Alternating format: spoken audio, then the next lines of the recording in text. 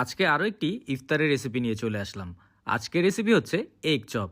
বানানো খুবই সহজ, চলুন দেখিয়ে দিচ্ছি। প্রথমে একটি বাটিতে নিয়ে নিব সেদ্ধ আলু, এরপর দিয়ে দিব ধনিয়া পাতা, তার উপর দিয়ে দিব কাঁচামরিচ, কুচি করে কাটা পেঁয়াজ, এরপর দিয়ে দিব ভাজা পেঁয়াজ, তারপর দিয়ে দিব জিরা, এরপর দিয়ে দিব রসুনের গুঁড়া, আদার গুঁড়া, স্বাদ মতো লবণ। এরপরে সবগুলোকে একসাথে আমি ভালোভাবে মাখিয়ে নিব।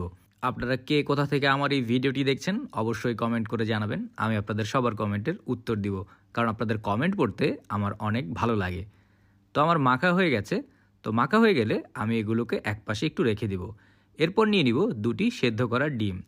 এরপর এই ডিমগুলোকে এইভাবে পিস পিস করে আমি কেটে নিব। পাতলা করে কেটে নেবেন, অনেক বেশি মোটা যাতে না হয়। কাটা হয়ে গেলে আমি এই ডিমগুলোকে একপাশে রেখে আমি হাতে সামান্য তেল লাগিয়ে নিব। এরপর আলুর মিশ্রণ থেকে সামান্য আমি হাতে নিয়ে এর ভিতরে আমি দিয়ে দিব ডিমের এক পিস। তারপর আরও আলুর মিশ্রণ নিয়ে এর উপরে ভালোভাবে আমি দিয়ে ডিমটাকে ঢেকে দিব। ভালোভাবে আস্তে আস্তে করে দিতে হবে যাতে ডিম বের হয়ে না আসে ভেতর থেকে। হয়ে গেলে আমরা একে একপাশে রেখে দিয়ে একটি বাটিতে নিয়ে নিব বেসন, চালের গুঁড়ো, মরিচের গুঁড়ো, হলুদ, লবণ, সামান্য পানি। এরপর এই সবগুলোকে একসাথে মিক্স করে আমি একটি পাতলা মিশ্রণ তৈরি করব।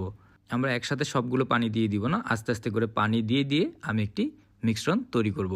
মিশ্রণটি অনেক বেশি পাতলা, বেশি ঘন যাতে না হয়, একটি মিডিয়াম ঘনত্বের একটি মিশ্রণ হবে। এরপর এর ভিতরে আমি আলুটি ভালোভাবে মেখে নিব যাতে মিশ্রণটি আলুর চারিপাশে ভালোভাবে লেগে যায়। এরপর এই আলুকে নিয়ে আমি মিডিয়াম গরম তেলের ভিতরে ছেড়ে দিব। অবশ্যই আপনারা মিডিয়াম গরম তেল ব্যবহার করবেন। বেশি গরম তেল ব্যবহার করলে সাথে সাথে পুড়ে যেতে পারে। তারপর এক পাশ ভাজা হয়ে গেলে আমরা এগুলোকে আস্তে আস্তে করে উল্টে দিব।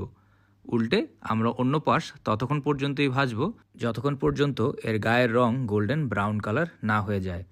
গোল্ডেন ব্রাউন কালার হয়ে গেলে বুঝতে হবে আমাদের ভাজা হয়ে গেছে। তো দেখতেই পাচ্ছেন খুব সুন্দর রং হয়ে গেছে। তো এখন আমি এগুলোকে তুলে ফেলবো। যেহেতু ডোবা তেলে ভেজেছি, তো তোলার আগে অবশ্যই তেলগুলো সামান্য ঝেড়ে নিতে হবে। তারপর এগুলোকে সামান্য ঠান্ডা করে আমি এটি ছুরির সাহায্যে মাঝখান থেকে কেটে নিচ্ছি। তো দেখতেই পাচ্ছেন খুব সুন্দর হয়ে আমাদের এই আলুর চপটি তৈরি হয়ে গেছে। তো আপনারা চাইলে ঘরে খুব সহজে এরকম একটি আলুর চপ রেসিপি তৈরি করতে পারেন। এরকম মজার মজার রেসিপি পাওয়ার জন্য টোস্টেড বাংলা পেজকে অবশ্যই ফলো করবেন। ভিডিওটি ভালো লাগলে একটি লাইক অ্যান্ড শেয়ার করতে ভুলবেন না। সবাই ভালো থাকবেন, সুস্থ থাকবেন, আর মজাদার খাবার ঘরে তৈরি করে খাবেন।